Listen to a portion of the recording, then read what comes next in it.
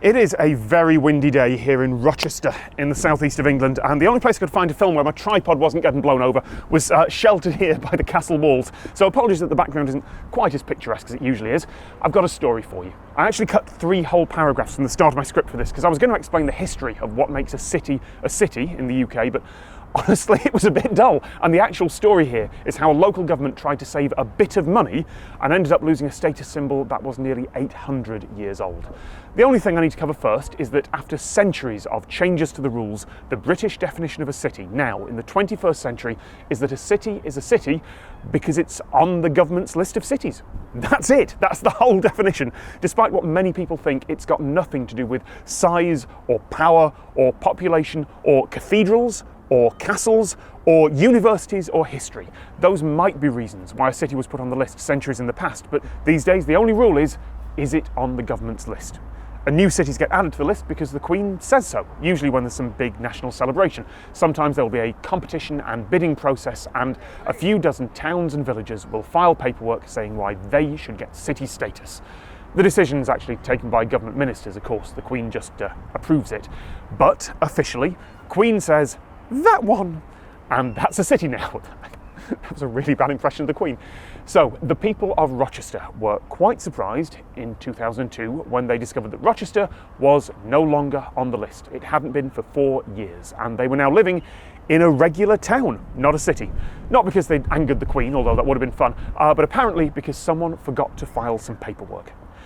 Rochester had been a city since the 13th century, when its cathedral was consecrated, and that made sense when there was a cathedral and a small town around it and then countryside. But by the 1970s, urban expansion had merged the string of towns along this bit of the Medway River. Strood, Rochester, Chatham. They were all one big conglomeration joined up together. So in 1974, as part of national reforms, all those local governments were merged too, legally becoming the Borough of Medway. Rochester, as an actual legal place with a local government, was no more. But the Queen issued some special paperwork called letters patent that said, yes, okay, fine, Rochester, the part that's been a city for 800 years, that can still be a city. Which would have been fine. A few years later, the local government then petitioned to extend that city status to the whole borough, calling it Rochester upon Medway. Great big city, covers the whole area, and it's not tied to the old city boundaries anymore. It's tied to the local government district instead, which probably seemed like a good idea at the time. Until 1998, when districts were due to be merged again in another local government reshuffle. The towns of Gillingham and Rainham were going to be connected in, and the whole area would legally become known as just Medway. And by that time, the rules had changed. To stay a city, they didn't just need a bit of paperwork from the Queen. The local council had to appoint charter trustees, a group to represent the original city. The cost was estimated at about £60,000. Exactly what happened next depends on who you ask and when you asked it. No one seemed to notice at all until 4 years after the reshuffle, when a local historical society spotted that Rochester wasn't on the list anymore. In news articles from back then, it was put down to an administrative error. But a few years ago, one party's politicians dug through some paperwork, looked up some minutes of meetings and blamed the other side for doing it as a deliberate policy. A Freedom of Information request pulled the minutes from the archives into public view just a few weeks ago as I record this, and as far as I can tell, they're inconclusive. It might be that the council didn't understand the consequences. It might be that no one wanted to pay for it and the buck kept being passed. Now, there is a standard rule of thumb called Hanlon's razor. Never attribute to malice what can be explained by incompetence. But also, those meeting minutes are written in exactly the sort of kind of ambiguous way that I would write if I knew I was making a risky decision and I wanted to avoid blame for it later. The truth is probably lost to history because no one is going to remember what was actually said in those meetings more than 20 years later. And even if they did, they probably won't want to take the blame now.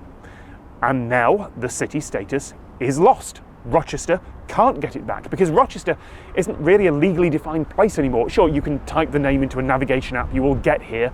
There are signs. You could probably draw some borders with a bit of research, but there is no legal Rochester council who could appoint those trustees. There hasn't been for 20 years. Medway could become a city. They've tried a few times, but the Queen hasn't chosen them yet.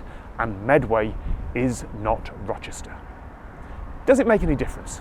Legally, no. Village, neighbourhood, town, city, none of them have any distinction in British law anymore.